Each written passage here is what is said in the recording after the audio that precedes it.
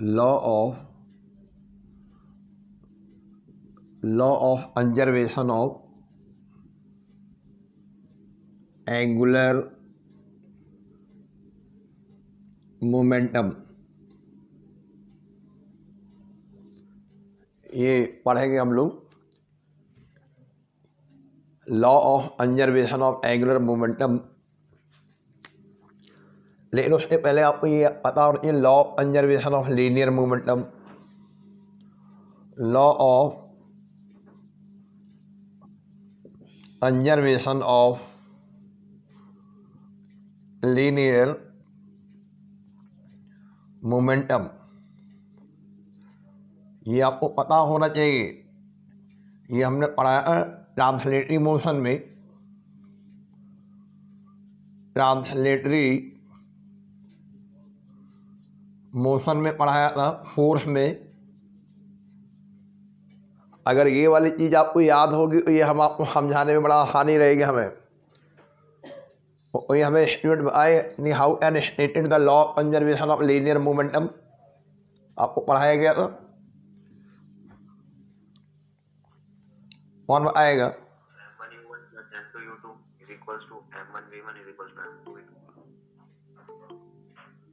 नहीं, आप थोड़ा दिमाग में जोड़ डालो। Law conservation of linear momentum और स्टेटमेंट क्या बोलता है? स्टेटमेंट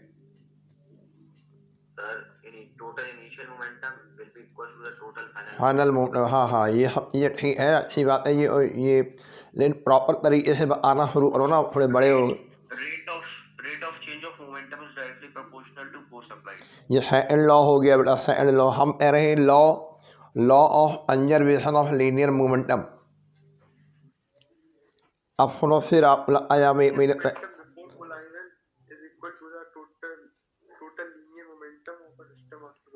हाँ ठीक है, सब अच्छी बात बोले, कॉलिजन से बोल रहे हो।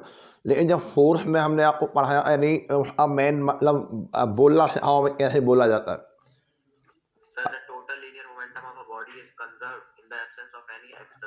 हाँ, ये सही बोला। हाँ ठीक है, तो सुनो फिर, इसलिए अरे हमारे नोट्स को फॉलो करो अच्छी तरह से, है ना। जितना अच्छा हमें फॉलो और हमारे नोट्स को कर लो उतने आगे बढ़ जाओगे। In the absence of external force, अगर कोई सिस्टम पर कोई एक्सटर्नल फोर्स नहीं लगे हुए, सारे एक्सटर्नल फोर्स को जीरो कर दो। In the absence of any external force, total linear momentum, total linear momentum, total linear momentum of system का जो टोटल लीनियर मोमेंटम है ऑलवेज रिमेन्स कंजर्व्ड। अब जरा पढ़ो, जरा जो बोर्ड पे दिखाई दे रहा है उसे अपने अपने सारे मन में पढ़ लो। जैसे भगवान का नाम लिया, वैसे ये आप मंत्र जपो। In the absence of the external force, यहाँ पे सेमी कॉमा लगा देंगे। In the absence of an external force, total linear momentum of the system always remain constant. Conserved माने क्या होता है? Always remain constant. और शुरू में कंडीशन जरूर ध्यान दो, absence of any external force. और जब कोई सिस्टम पर सारे एक्सटर्नल फोर्स हम जीरो कर दें, वो सिस्टम का नाम क्या होता है? क्या बोलते हैं फिर फिजिक्स में उस सिस्टम को?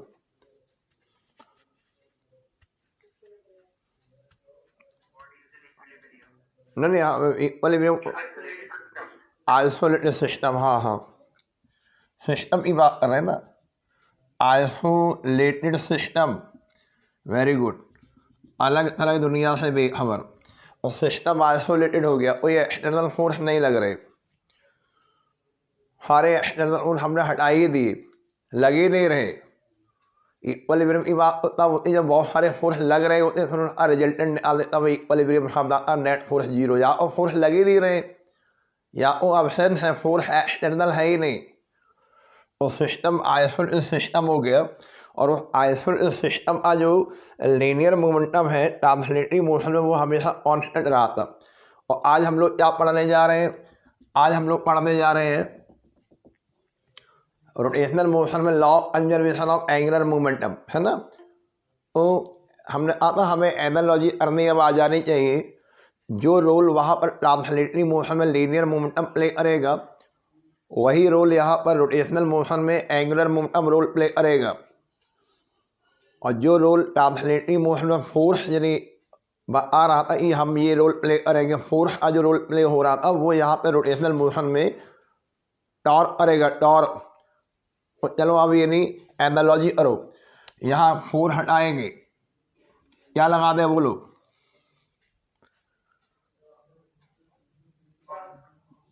टॉर्क लगा देंगे, टॉर्क ले देंगे, है ना। वे देखना आप लोग ध्यान से, लीनियर मोमेंटम शब्द हटाओ, वहाँ पे क्या लगा दे?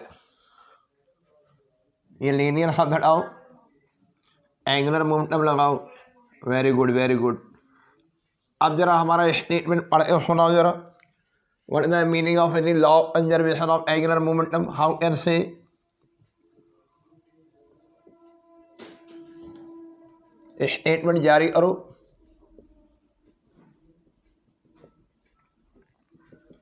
क्या बोलता है ये लॉ स्टेटमेंट?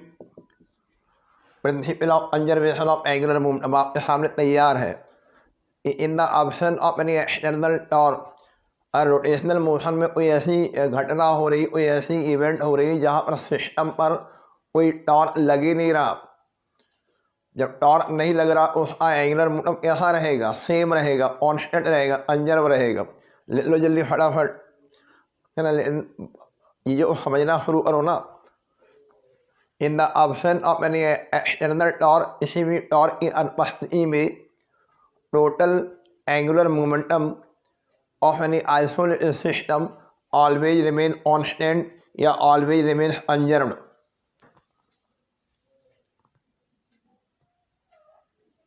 ठीक है। In the option of any external torque, total angular momentum of any isolated system always remains ungerved.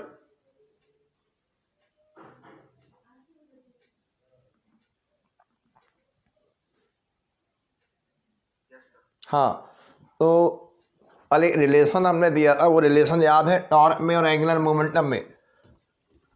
Torque में और एंगुलर मोमेंटम में क्या रिलेशन से आया था?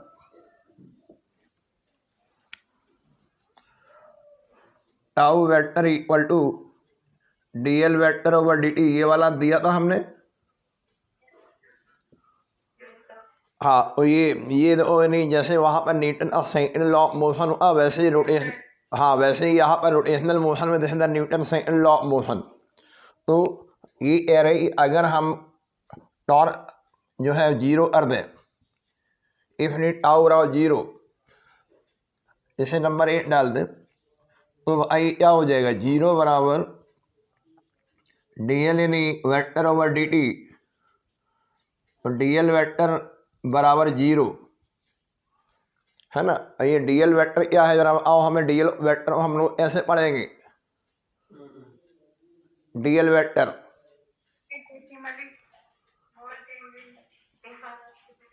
हाँ सही बोल रहे हो। इनफाइनाइटेसिमली स्मॉल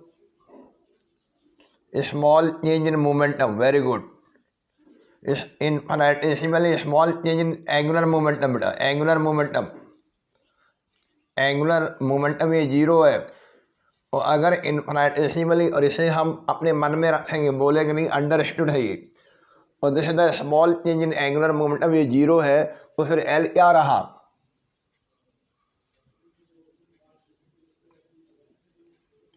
अरे जब कोई चेंज नहीं हो रहा तो एल क्या हो गया? एल यानी हमारा कंजर्व रहा, कांस्टेंट रहा। तो ये आपका प्रूफ हो गया। लेकिन ये 3 नंबर का सवाल बातों बातों में हो गया बाय एनालॉजी।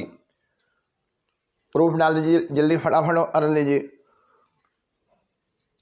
पहले बोलना आना चाहिए, कैसे कैसे बोला जाता है और फिर कैसे प्रूफ, यानी थोड़ा थोड़ा समय दो यानी अब। हाँ वेरी गुड। अब थोड़ा बड़े हो गए ना, आपको ऐसा हो रहा है नहीं, अब बच्चे रहे 4 महीने से फिजिक्स पढ़ रहे हैं 11th में, तो ये स्टेटमेंट बोलो बाई एनालॉजी और ये प्रूफ हो गया बाई एनालॉजी। अब हम आपको बताते हैं इसे डेली लाइफ में होने वाले सम एप्लीकेशन, और हेडिंग डालेंगे application of law conservation of,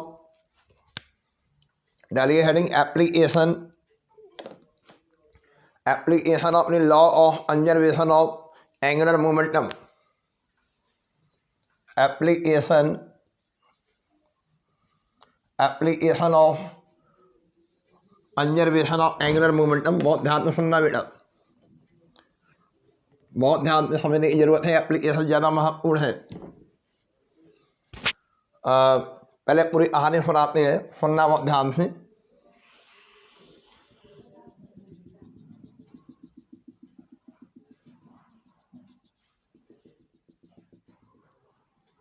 बताइए ये कौन सी डिजाइन बना दी हमने? ये अंडे जैसी डिजाइन है, अंडा बना हुआ है। ये सर्किल है या इलिप्स है? वेदर इट इज सर्किल और इलिप्स, ये सर्किल नहीं हो सकता, इलिप्स है। हाँ अंडा और ये इलिप्स है। जितने भी प्लानेट है, ऑल द प्लानेट जानते हैं, प्लानेट जो सन के चारों रिवॉल्व कर रहे हैं। पृथ्वी क्या है? अर्थ क्या है? अर्थ इज ए प्लानेट, और all the planet are revolving around the sun in their elliptical orbit. ये बात पता है आपको? नहीं पता और नोट कर लो रख में, all in planet are revolving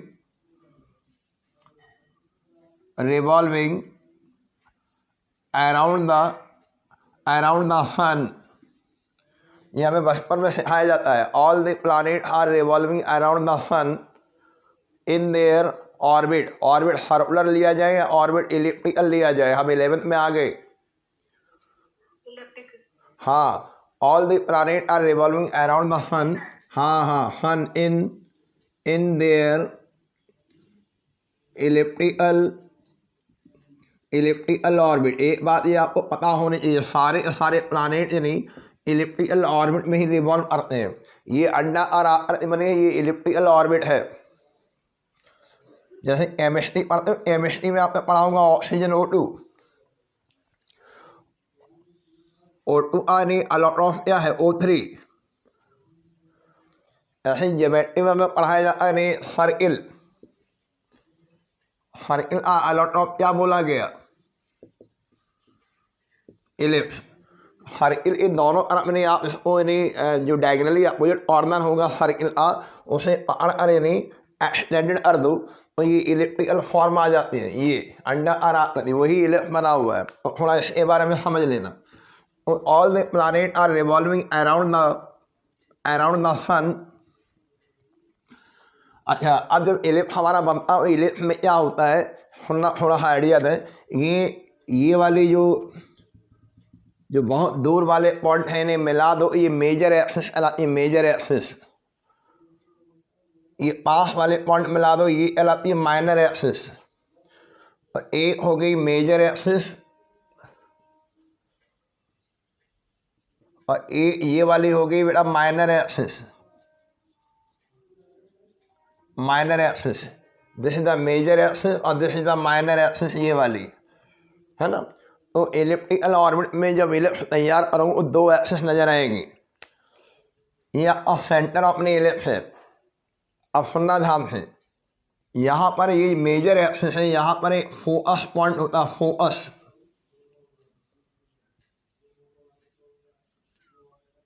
ठीक है, ये फोकस है। यहाँ पे मेजर एक्सिस में 2 फोकस होंगे जो इसके किनारे से एज से थोड़ा अंदर की ओर होंगे। ये फोकस ये है, ये लो, एक फोकस ये था। So there are the 2 foci of the elliptical orbit that are lying on the major axis. और सूरज क्या सन जो है सन सन सन वो एक है, फोकस यहाँ दो है, और आपकी मर्जी मेरी मर्जी।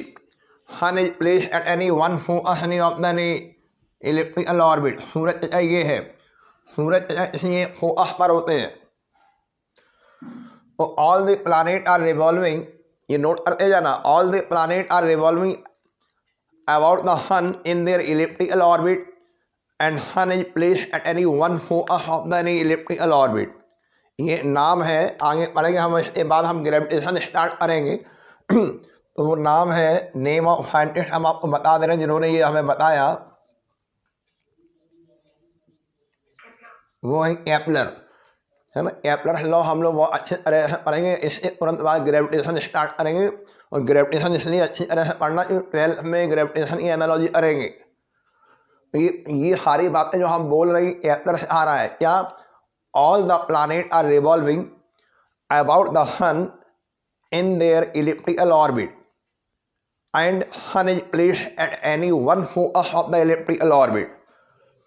तो आज हमें ज़रूरत पड़ रही है केपलर के लॉ की, ये हम डिटेल में पढ़ेंगे वहाँ पे ग्रेविटेशन वाले चैप्टर में, लेकिन अभी हमें ज़रूरत पड़ रही है। सुनना बहुत ध्यान से, फिर एक नई बात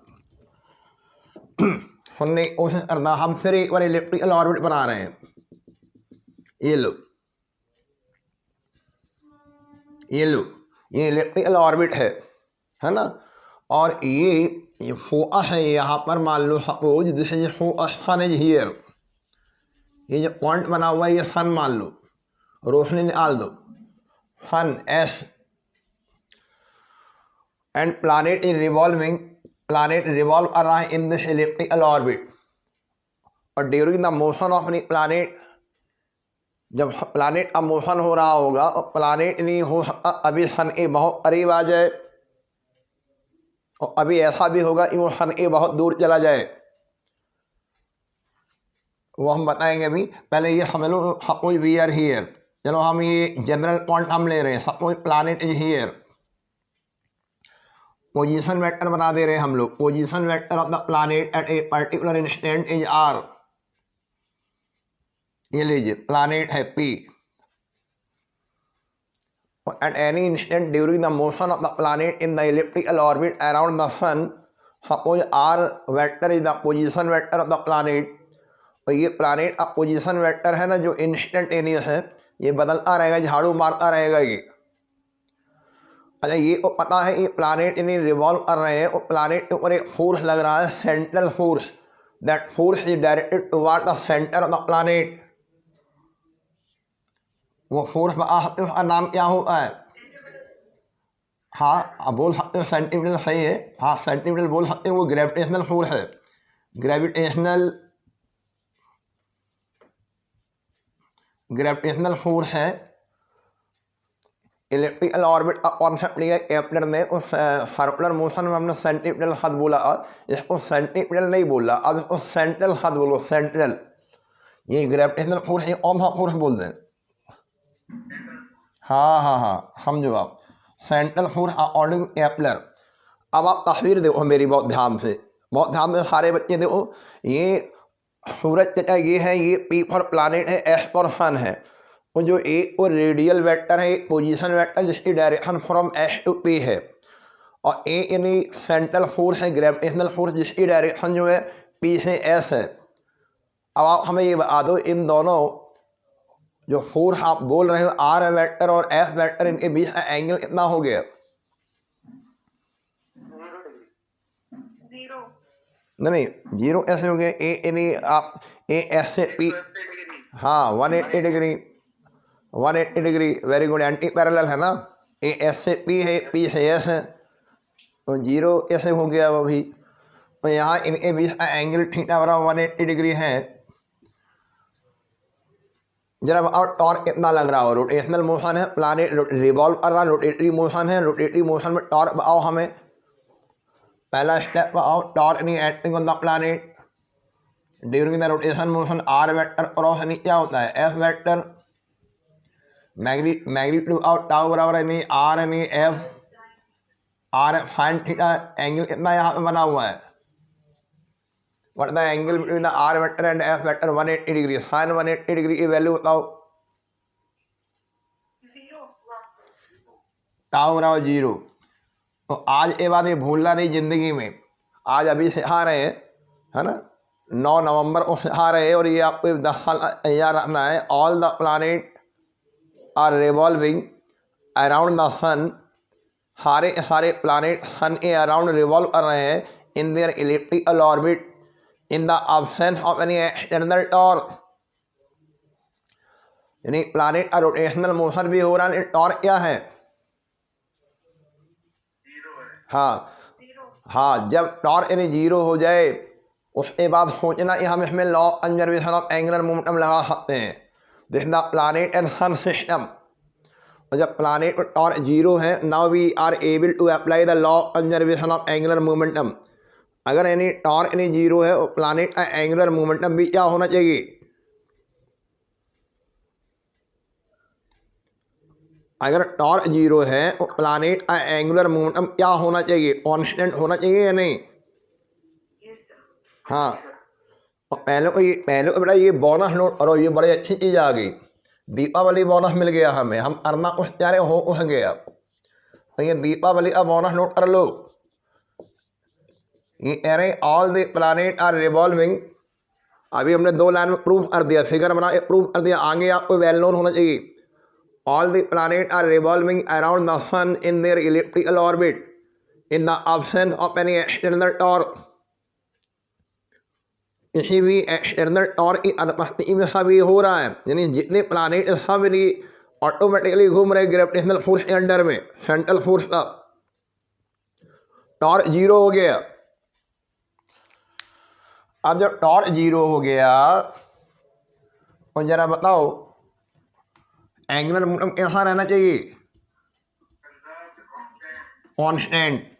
हमारे पास नंबर ऑफ फार्मूले हैं। अब यहाँ तक आते आते एंगुलर मोमेंटम में बहुत सारे फार्मूले हैं, लेकिन हम आपको केप्लर का सेकेंडरी लॉ में आने जा रहे हैं, एप्लीकेशन नंबर 1 में आने जा रहे हैं। सुनना ध्यान से।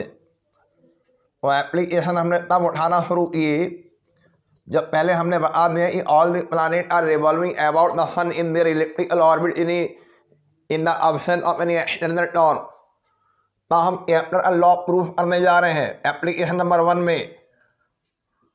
डिडक्शन ऑफ केप्लर, ये सेकंड लॉ है जो प्रूफ करने जा रहे हैं। Second law of the planetary motion.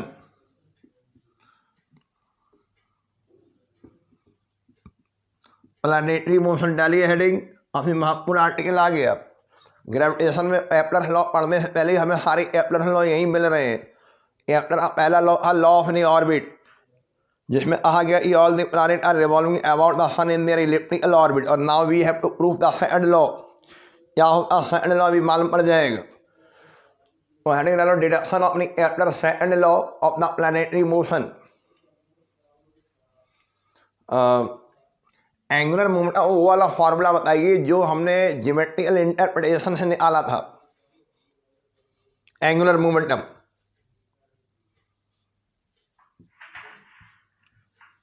नहीं मालूम?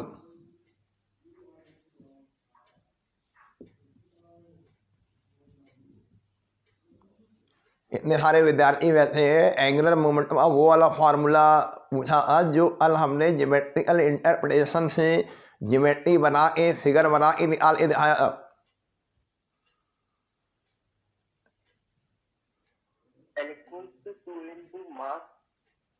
2 इंटू मास इंटू यानी ये dA/dt ये क्या है? What is the dA/dt? Areal velocity है ना। और चलो यहाँ से एरियल वेलोसिटी का फार्मूला आ सकते हो। dA/dt की वैल्यू बोलो। dA वेक्टर /dt बराबर हो जाएगा L यानी वेक्टर अपॉन 2m। ये रहा dA वेक्टर /dt L/2m। अभी अभी आप कह रहे थे यानी L यहाँ पर क्या है? जितने भी प्लानेट होना एंगुलर मोमेंटम कैसा है? कंजर्व्ड है। और L यानी यहाँ कांस्टेंट है, अपॉन में 2m लिखा है। m is the mass of planet. जब प्लानेट रिवॉल्व कर रहा है तो क्या मास बदल जाएगा? हाँ, तो ये पूरा चीज राइट हैंड साइड वाली पूरी चीज क्या हो गई? राइट हैंड साइड वाली पूरी चीज अनजर्ब हो गई, L/2m कांस्टेंट हो गया। अब L/2m कांस्टेंट हो गया, इसका मतलब हम क्या समझे, इसका मतलब यानी dA vector over dt constant हो गया। अब dA vector upon dt constant है, इसे बंद कर दो ब्लॉक में। और dA वेक्टर ओवर dt ये क्या होता है, एरियल वेलोसिटी। तो एरियल वेलोसिटी क्या होगी, कांस्टेंट हो गई। यही हमें प्रूफ करना है, यही आफ्टर अ सेकंड लॉ है। और आफ्टर अ सेकंड लॉ ये कहता है कि areal velocity of all the planet remains constant. Note कर लो, 2 लाइन में प्रूफ हो गएगी। यहाँ शुरू करना, फार्मूला सही लेना। हर एप्लीकेशन में कौन सा फार्मूला सेलेक्ट करें ये आपकी जिम्मेदारी है, सिलेक्शन ऑफ फार्मूला। और जब डिडक्शन करेंगे after a second law of planetary motion with the help of the law conservation of angular momentum, we start from this formula L बराबर twice time of mass into areal velocity. और यानी सारे planet के बारे में क्या क्या बातें सामने आई, उनकी प्लैनेट की एरियल वेलोसिटी कैसी रहनी चाहिए। एरियल वेलोसिटी, हाँ, areal velocity of all planets remains undisturbed. Note कर लो, ये सीखा हमने, areal velocity of all planet remains undisturbed. ठीक है, एप्लीकेशन नंबर 1 था ये।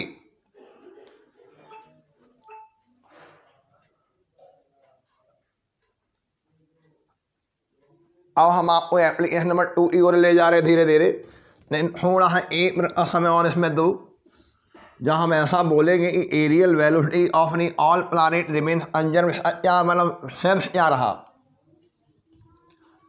ये देखो जरा, और फिर देखो ध्यान से, ये सन है, ये प्लैनेट है, ये कौन सा वेक्टर है, पोजीशन वेक्टर है। तो ये लाइन जो है, लाइन यानी ज्वाइनिंग प्लैनेट टू द सन, यानी पोजीशन वेक्टर या लाइन यानी ज्वाइनिंग प्लैनेट टू द सन। सुनना बहुत ध्यान से, sweeps out the equal area in equal interval of any time। अगर हम ये कहते हैं सारे प्लैनेट की एरियल वेलोसिटी कांस्टेंट आ गई, इसका मतलब क्या रहा, सन और प्लैनेट को मिलाने वाली जो लाइन है ना, वो लाइन वो स्वीप आउट करेगी equal area or in equal interval of time. Note कर लो, a line joining the planet and sun covers the equal area in equal interval of time. ये जो लाइन आपको दिखाई दे रही है, मान लो ये थोड़ी देर में ये लाइन इधर आ गई, पीछे पीडीएफ पर आ गई और इतना झाड़ू मार दिया, और ये एरिया, ये टाइम मान लो डेल्टा टी टाइम में आया, और थोड़ी देर में ये उस देर बाद हमने चलो पी डबल डैश में मान लिया, और फिर यानी ये मान लो कैपिटल क्यू पर आ गया। ये जो एरिया कवर हुआ, इसमें भी टाइम डेल्टा टी लगा, यहाँ भी टाइम डेल्टा टी बोल रहे हो, यहाँ भी टाइम डेल्टा टी बोल रहे हो, और ये दोनों एरिया आपस में कैसे होने चाहिए, इक्वल। वही line joining the planet to the sun sweeps out, शब्द इस्तेमाल या झाड़ू लगाना, sweeps out the equal area in equal interval of time. So this is the proof of the Kepler's second law of the planetary motion। तो पहले ये proof करना है कि सारे प्लैनेट ने रिवॉल्व कर रहे हैं in the absence of the external torque, और उसके बाद फिर आप you are able to apply the law conservation of angular momentum. एक तो ये नोट कर लो। सेकंड नंबर डालिए एप्लीकेशन नंबर 2, ये अच्छा देखो यार ये और फिर आप फिर देखो ध्यान से, वो प्लानिट वाला एग्जाम्पल उठाते हैं, ये हम जितना पूछते हैं अपना जवाब देते जाना। ये प्लानिट की ऑर्बिट बना दी हमने, है ना, अंडा आकार बनाना सीख लो, ये ऑर्बिट है, थोड़ा सा यहाँ पे घुमाना सही करो, ये ऐसे, ये लो, ये इलेप्टिकल ऑर्बिट है, प्रॉपर इलेप्टिकल ऑर्बिट है। और ये वाला पॉइंट यानी ये पॉइंट ये हो गया दूर वाले पॉइंट पहले बना लो। ये दोनों पॉइंट यानी पूरे इलेप्टिकल ऑर्बिट सबसे फारदेस्ट पॉइंट है, ये वाले दूर वाले पॉइंट को मिला दीजिए और कौन सी एक्सिस तैयार हो जाएगी? Major axis. शाबाश, वेरी गुड। अच्छा एक बार में पढ़ लिया तुम लोगों ने, वेरी गुड, बहुत अच्छे। मेजर एक्सिस हम दिखाएंगे नहीं, बस मान ले मेजर एक्सिस में थोड़ा सा ये दूर वाले पॉइंट से थोड़ा सा अंदर जाके ये पॉइंट बना लो। ये पॉइंट क्या होगा? फोकस होगा। फोकस पे क्या रखते हैं हम? तो हम इतने एडवांस हो गए, सूरज मेरी मुट्ठी में है, हम जहाँ चाहे उसे रख देंगे। फोकस पे सन को रख दिया। चलो मान लो ये पॉइंट यानी, चलो मान लो आप ये पॉइंट चलो ये मान लो, है ना, और ये पॉइंट मान लो बी मान लो।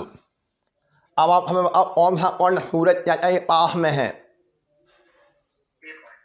ए पॉइंट। ये जो डिस्टेंस है, ये वाली डिस्टेंस है, ये वाली the distance between the sun and this planet.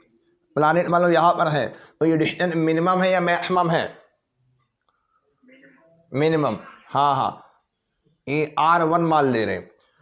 यहाँ पे यू हैव सन प्लानेट ऐसे रिवॉल्व करा दो। You have draw the tangent line, this is the direction of velocity V1। और ये वाली जो डिस्टेंस है, ये वाली डिस्टेंस, ये the distance of the planet at the point B from the sun, ये आपकी मैक्सिमम हो जाएगी R2। तो आइदर इसे R मैक्स भी लिख सकते हैं सिंबल, और यहाँ पे R1 को R मिनिमम भी लिख सकते हो। ये वाला डिस्टेंस R1 R मिनिमम। तो हम आपको एक चीज़ बताने जा रहे हैं, सुनना ध्यान से। During the motion of the planet, whenever the planet is very nearest to the sun, जब प्लानेट सन के बहुत करीब आ जाता, जैसा ये पॉइंट ए पर है, ये वाला पॉइंट ए, तो बताओ इसको हम क्या बोलते हैं फिजिक्स में? PE, सुनना ध्यान से, RIGEE, कैसे पढ़ेंगे आप इसे?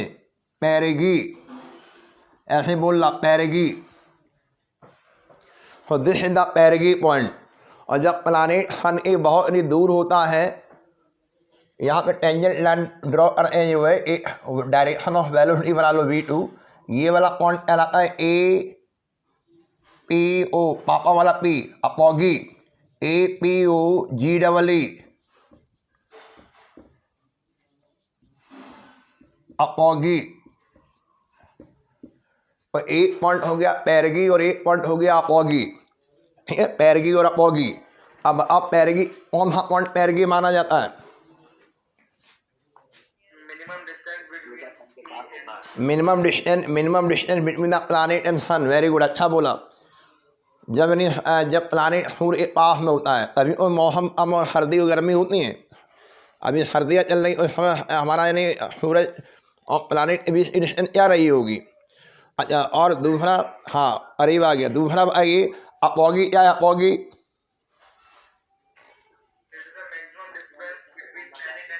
हाँ चलो, ये अच्छी बात आज सीखने को मिली, बड़ी अच्छी बात। दीपावली बोनस के साथ धनतेरस बोनस भी मिल रहा है, पेरेगी और अपॉगी। अच्छा ये बताओ, all the planet are revolving about the sun in the presence of torch या in the absence of torch? हाँ, तो ये चीज़ अब हमें बार बार प्रूफ नहीं करनी है, और ये यूनिवर्सल ट्रुथ हो गया। और जब all the planet are revolving in the absence of torch, इनका एंगुलर मोमेंटम कैसा रहेगा प्लैनेट का? कॉन्स्टेंट रहेगा। देखो सुनो, एंगुलर, ये एप्लीकेशन नंबर 2 डाल रहे हैं, एप्लीकेशन नंबर 2 में हेडिंग डाल दो speed of planet, speed of planet, speed of planet, speed निकाल रहे हैं हम लोग at the perigee and apogee. बेटा डालो heading application number 2, speed of the planet at the perigee and at the apogee. तो ओम था लॉ लगाने जा रहे हैं हम लोग, ओम था प्रिंसिपल अप्लाई कर दे। We have to apply the law of conservation of angular momentum, यानी angular momentum at the perigee equal to angular momentum at the apogee. ठीक है, मोमेंटम एंगुलर मोमेंटम हर जगह क्या रहना चाहिए, कांस्टेंट रहना चाहिए। Selection of formula, elliptical orbit हो या सर्कुलर ऑर्बिट हो, हम लोग फार्मूला अप्लाई करेंगे एल बराबर M B R. M mass of planet, V is the velocity at the perigee, V1 R minimum या R1 equal to M same रहेगा V2 R2। लिख लो एम V1 R1 बराबर M V2 R2। तो यहाँ पर क्या cancel हो जाएगा, प्लैनेट का मास कैंसिल हो जाएगा। V1 अपॉन V2 की वैल्यू निकाल सकते, V1 अपॉन V2 बोलो, V1 अपॉन V2 बराबर V1 अपॉन V2 बराबर हो जाएगा R2 upon R1। Very good, V1 upon V2 बराबर R2 अपॉन R1। नोट करते जाना, R2 मिनिमम है या मैक्सिमम है? हाँ लिख लो R maximum upon R minimum, ये भी बोनस में लिख लो। और V1 अपॉन V2 की वैल्यू हो रही है R2 अपॉन R1, यानी R मैक्सिमम अपॉन R1। ऊपर वाली न्यूमरेटर वाली वैल्यू ज़्यादा होगी और डिनोमिनेटर वाली वैल्यू कम होगी। जब न्यूमरेटर वाली वैल्यू ज़्यादा है, पहले तो ये बंद ही कर दो, ब्लॉक बंद कर दीजिए। ये भी एक फार्मूला हो गया, velocity at the perigee upon velocity at the apogee. इस फार्मूले से कैलकुलेट कर लेना। ये सीधा रेशियो है या उल्टा रेशियो है, इनवर्स रेशियो या सीधा रेशियो है? इनवर्स रेशियो है। हाँ इनवर्स रेशियो है। डिस्टेंस आर मैक्सिमम ज़्यादा है, आर मिनिमम। यहाँ पे ये वैल्यू ग्रेटर देन 1 आएगी। ऊपर वाली चीज़ जब ज़्यादा होती है, न्यूमरेटर वाली डिनोमिनेटर वाली आम में ये जो रेशियो है वो ग्रेटर देन 1 आएगा। यानी कि V1 ग्रेट अपॉन V2 का जो रेशियो है वो ग्रेटर देन 1 हो गया। इसका मतलब क्या हुआ, V1 अपॉन V2 की वैल्यू आप 1 से ज़्यादा बता रहे हो। V1 greater than V2। अब फिगर देखो ध्यान से, V1 हमने कहाँ पे एज्यूम किया, V1 क्या है?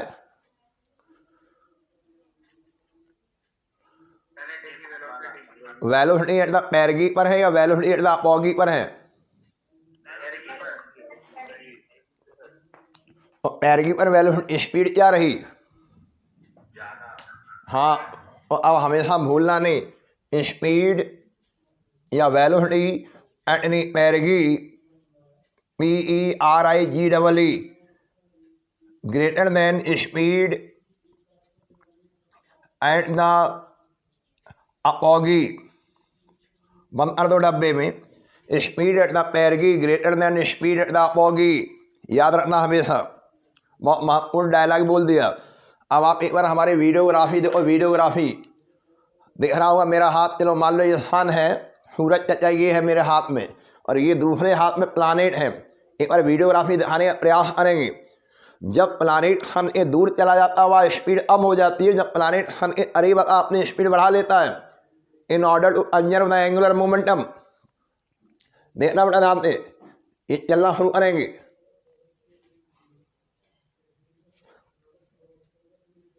और जब ये पास में आएगा अपने ये टर्निंग मूवमेंट बढ़ा लेगा, स्पीड बढ़ा लेगा। क्यों? उसे अपना एंगुलर कम रखना है, MBR कॉन्स्टेंट करना है। और फिर देखो ये दूर जाएगा, स्लो हो जाएगा, और पास आने स्पीड बढ़ा देगा। तो यही हम कह रहे हैं, स्पीड यहाँ वेरिएबल है। आप प्रश्न आ जाए सो दैट आप हमें प्रूफ करके दिखाइए planet whenever revolve about the sun in their elliptical orbit their speed remains variable. Speed will be variable, वो स्पीड वेरिएबल हो जाती है in order to conserve the angular momentum. And speed is maximum at the perigee and minimum at the apogee. ठीक है, क्यों ऐसा क्यों? In order to conserve the angular momentum. Angular momentum conserve क्यों रह रहा है, इसकी क्या वजह है? टॉर्क जीरो है, टॉर्क नहीं है, विदाउट एनी टॉर्क काम चल रहा है, इसलिए जहाँ जहाँ यानी रोटेशनल मोशन में, जहाँ जहाँ रोटेशनल मोशन में एंगुलर मोमेंटम टॉर्क जीरो होगा वहाँ पर we apply the law conservation of angular momentum. ठीक, वेरी गुड। थर्ड नंबर डालिए, एप्लीकेशन नंबर थर्ड। हाँ बेटा थर्ड नंबर डालिए। फिर एक बार सुनना जरा ध्यान से, थर्ड डालने से पहले कुछ भूमिका बनाए हम, यानी सारे एप्लीकेशन सन ऑफ प्लानिट वाले ही ले लिए हमने आज। ये लो, फिर एक बार हमने इलेक्ट्रिकल ऑर्बिट तैयार कर ली। सूरज ये है, चलिए मान लीजिए ये यहाँ पे you draw tangent line, this is the direction of velocity v। ये प्लैनेट का मास मान लो m, ये मान लो position vector r। This r vector and m v vector both are lying in the plane of the orbit of the planet. ये हल्का सा पेंसिल शेडेड कर दे रहे, और ये क्या बन रहा, plane. This is the plane, इसको क्या बोलेंगे बेटा, बोलो, प्लेन ऑफ नी प्लैनेट ऑर्बिट, प्लैनेट ऑर्बिट। ये प्लैनेट की ऑर्बिट का प्लेन तैयार कर दिया, और ये इलिप्टिकल जो है ऑर्बिट, ये क्या है, यानी ऑर्बिट ऑफ प्लैनेट। और आप हमें ये बताओ, जब प्लैनेट इन सन के चारों ओर घूम रहा, तो ये जो प्लेन है, या प्लेन भी घूमेगा, प्लेन रोटेट करेगा, या प्लेन फिक्स रहेगा?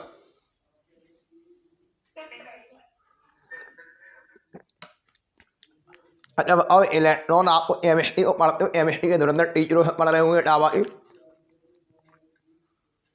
न्यूक्लियस के चारों ओर जब इलेक्ट्रॉन रिवॉल्व करता है, तो इलेक्ट्रॉन की जो ऑर्बिट है वो क्या होती है, फिक्स्ड रहती है, या वो प्रेसेस करती है, लट्टू तरह नाचती, टिल्टेड घूमती रहती है?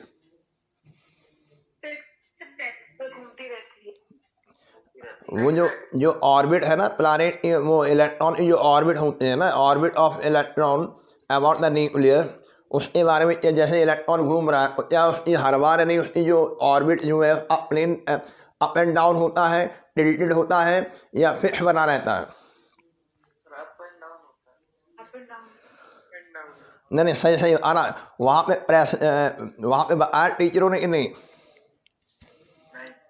हाँ नहीं बताया होगा, वो नॉलेज ही नहीं होगी। तो अभी उन्होंने टॉप का मजा नहीं चाहा, वो मजबूरी बस नहीं, टीचर बन गए। It is very easy way to earn the money, पैसा बनाने का सस्ता सरल साधन समझ लिया टीचरों ने। अगर कोई बच्चा टॉप करता है, यानी अपने एरियर में टॉप ले आता है, उसे टॉप का मजा समझ में आता है, उसने पढ़ना सीखा, वो पढ़ा भी देगा अच्छा। तो आजकल दोयम दर्जे टीचर पैदा हो रहे हैं, डीपली नॉलेज देना नहीं चाहते, ना बच्चे पढ़ना चाहते हैं। खैर एनालॉजी करेंगे, ब्लाइंड एनालॉजी नहीं करेंगे। वहाँ पे यानी ऑर्बिट टिल्टेड होती है, यहाँ ऑर्बिट टिल्टेड नहीं है, यहाँ ऑर्बिट फिक्स्ड है। इलेक्ट्रॉन की ऑर्बिट प्रेसेस करती है। तो देखो यानी ये जो हम कहानी सुना रहे थे, फिर वही कहानी होगी, प्लेन ऑफ द ऑर्बिट तैयार होगी।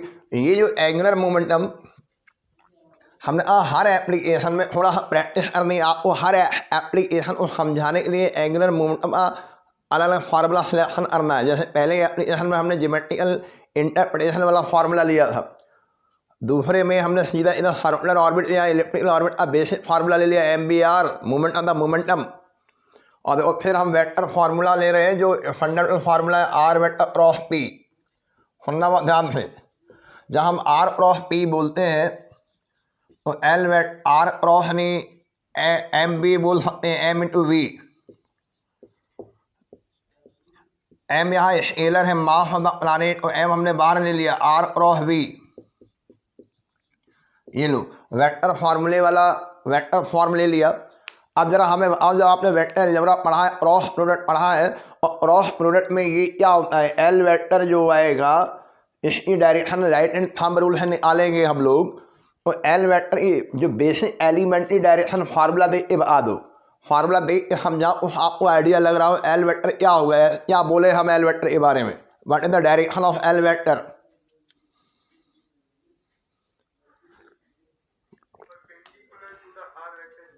हाँ वेरी गुड, नाम अगर अपना, हाँ ये बच्चा सही बोल रहा है। देखो L vector is perpendicular to R vector and L vector is perpendicular to V vector. अच्छा और कोई तरीका दूसरा बोल ले इसके अलावा,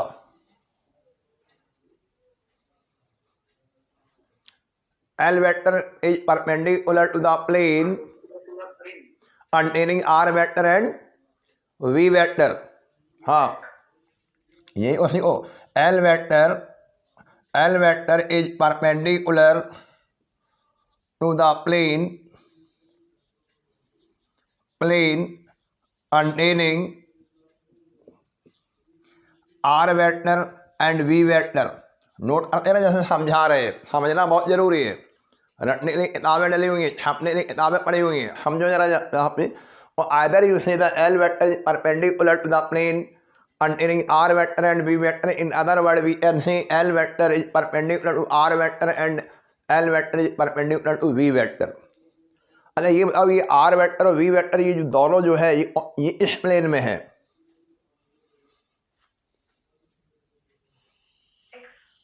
नहीं प्रूफ करेंगे अभी हम, यही प्रूफ करने वाले। अभी आप क्या बोले, आर वेक्टर वी वेक्टर इस प्लेन में डले, ये क्या लिखा हुआ, plane of the planet orbit. ये वाला जो वेक्टर ये उसी प्लेन में है जो प्लैनेट की ऑर्बिट, और ये भी जब टेंजेंट लाइन बनाओगे तो ये भी उसी प्लेन में होगा, समझ रहे। जैसे देखो मेरा हाथ, ये सर्किल बना, गोला जो बना, यही मान लो, और ये जो आर वेक्टर है, ये पेन वाला, ये आर वेक्टर मान लो, ये आर वेक्टर है। तो ये R vector line the plane of the orbit, और टेंजेंट लाइन बनाएंगे तो ये भी इसमें ही आ जाएगा। ये ऐसे नहीं होगा, ये इस तरह परपेंडिकुलर नहीं होगा।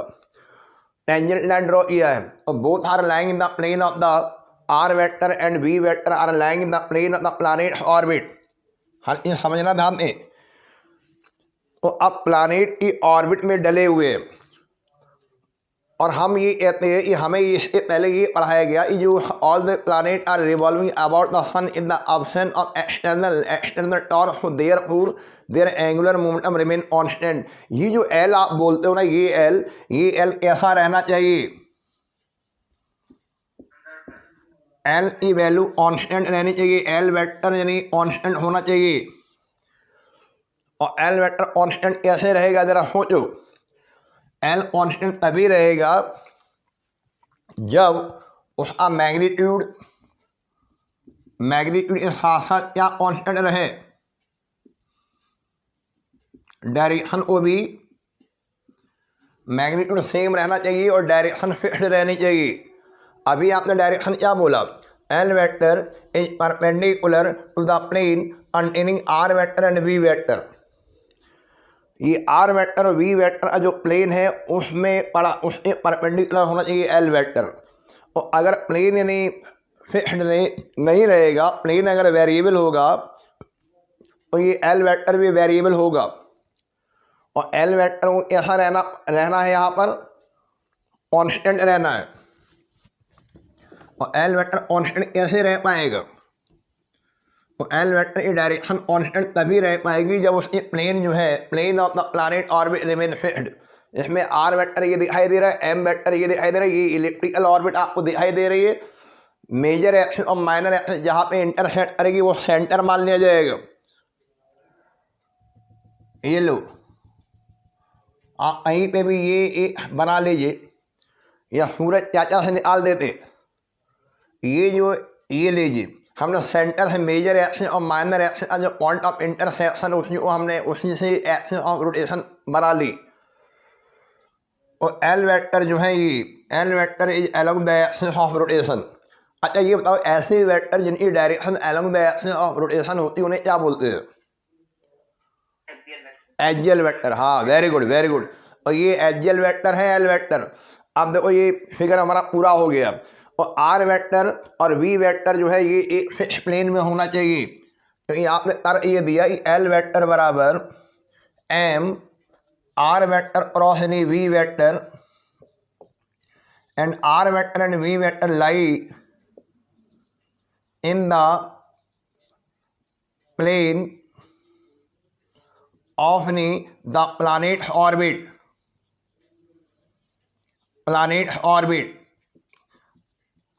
अगर नहीं ये प्लेन जो है टिल्टेड होता है, इधर उधर हिलता, अप एंड डाउन होता, ऊपर नीचे होता, तो ये एल की डायरेक्शन बदलती। लेकिन एल आप क्या बोल रहे हैं यहाँ पर, एल कांस्टेंट बोल रहे हो। तो ये कांस्टेंट तभी होगा जब आर वेक्टर और वी वेक्टर प्लेन हमारा फिक्स्ड हो। तो आज इस एप्लीकेशन से हम इन्हें थर्ड एप्लीकेशन ये भी बना लो, इसमें हमें सिखाना है प्लेन। एप्लीकेशन नंबर थर्ड डाल देना। एप्लीकेशन थर्ड की बातें चल रही है, plane of the planet orbit. Planets की ऑर्बिट जो होगी ना, उसकी प्लेन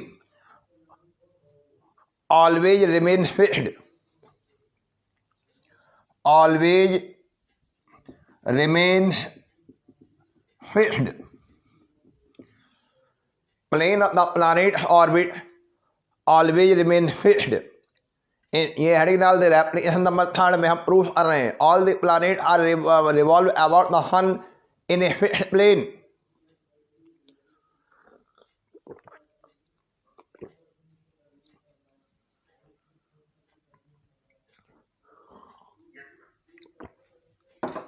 अब प्लैनेट के बारे में क्या क्या सीख लिया आपने। पहला एक funda, all the planet are revolving about their elliptical orbit in a elliptical orbit about the sun without any external torque. एक बात। Second, so therefore angular momentum of all the planet always remain undisturbed. Third, areal velocity of all the planet remain constant. In other words, the line joining the planet and sun seek out the equal areas in equal interval of time. चौथा, speed of the planet during the revolution about the sun in their orbit is variable. At the perigee, speed is maximum, and at the apogee, speed will be minimum. और जाते जाते ये वाली बात देखो ध्यान से, क्या बोल दिया। Plane of the planet orbit always remains fixed. In other words, we can say planets in orbit remains in a fixed plane. इसको दूसरे तरीके से कैसे बोल सकते हैं। प्लैनेट ऑर्बिट, प्लैनेट की जो ऑर्बिट होती हैं remains in a fixed plane. Planet orbit remain in a fixed plane. सारे प्लैनेट की जो प्लेन है, ऑर्बिट की जो प्लेन है, वो फिक्स्ड रहेगी, वो प्रोसेस नहीं करेगी। ठीक है, बोलिए हाँ ना जवाब दीजिए भाई। हाँ ठीक है, अच्छा लगा। तो ये आज अभी इम्पोर्टेंट टॉपिक था जिसमें हमने आपको पढ़ाया law conservation of angular momentum by analogy and the proof of the law conservation of angular momentum and also there 3 application मेन इन एप्लीकेशन हमने आपको बता दी। एक बार फिर ध्यान देना, ये law conservation of angular momentum हम फिर पढ़ाएंगे अगले चैप्टर में, मोमेंट ऑफ इनर्शिया में। मैं हूँ ना, तो कल ये रोटेशनल मोशन का हमारा लास्ट चैप्टर होगा, लास्ट लेक्चर होगा। कल इसको ख़त्म करेंगे, फिर इसके बाद इसमें इस यूनिट का लास्ट चैप्टर पढ़ाएंगे, मोमेंट ऑफ इनर्शिया। वो भी आपसे महत्वपूर्ण यूनिट चैप्टर है, मोमेंट ऑफ इनर्शिया। हमारी फिजिक्स में एक यानी फिजिकल क्वांटिटी स्केलर होती है, एक फिजिकल क्वांटिटी वेक्टर भी होती है, कुछ फिजिकल क्वांटिटी ना स्केलर परिवार में होती है ना वेक्टर परिवार में होती हैं। उन्हें क्या बोलते हैं, जो स्केलर भी नहीं हो वेक्टर भी नहीं है। They have the different magnitude in the different direction. Tension और मोमेंट ऑफ इनर्शिया क्या है, मोमेंट ऑफ इनर्शिया। तो हम जो तीसरा चैप्टर उठाएंगे मोमेंट ऑफ इनर्शिया, वो टेंशन होगा। टेंशन इसलिए थोड़ा अलर्ट रहना, नहीं टेंशन हो जाए। ठीक है, तो आज अटेंडेंस हाँ आने जा रहे हैं, वेरी गुड, अच्छे बच्चे हो। मंडे। तो 96 बच्चों से हमने यात्रा शुरू करी, ध्यान देना सुनना। 96 से फिर हमने 90 कर दिए, कल हमने 7-8 बच्चे और हटा दिए। अब स्थिति यानी लगभग 80 के आसपास है और 80 में 70 बच्चे जुड़ रहे हैं। समझ पा रहे हैं, ध्यान दे रहे हो। 96 यात्रा शुरू, दौड़ में रास्ते में डाई आउट होने लगे बच्चे देखोगी, और ये 70 रह गए। और जब तक हम ख़त्म करेंगे अब तक ये 60 के करीब हो जाएगी। फिर हम टेस्ट लेंगे, टेस्ट में 50 हम रहेंगे, फिर 10 निकाल देंगे। समझ लो आप, ये 50 लड़के 12 में पहुंच जाएंगे, दौड़ में अभी बरकरार रहेंगे। अपने आप को सर्वाइव करना बहुत टफ होता है, ध्यान रखना। और फिर अच्छे बच्चे जो इस साल नहीं बैठ पाए उनका टेस्ट ले लेंगे, तो 10-20 बच्चे बाहर के बुला लेंगे, 70 बच्चों का अच्छा सा बैच बन जाता है। कल 3-4 बच्चों की मिठाइयाँ आ चुकी है, जो अच्छे बच्चे थे उन्होंने IIT गुवाहाटी लिया, रुड़की में मिला, एक धनबाद मिला है। तो अगर पहली बार में 12 में आपको IIT मिल जाए, नीट मिल जाए, आप समय बचा ले, उससे बड़ी बात क्या हो सकती है। अटेंडेंस कोड डालिए, अटेंडेंस कोड में लिखिए M फॉर मंडे, महीना है 11, तो इधर 1 कर दो, इधर 1 कर दो, तो ये अटेंडेंस हो गया 1M1। 1 पहले 1 लिखना, फिर मिडिल में कैपिटल M मंडे, और फिर लास्ट में 1 1M1। ये अटेंडेंस कोड डाल दीजिए। Thank you madam, thank you, डाल दिया सर। Thank you.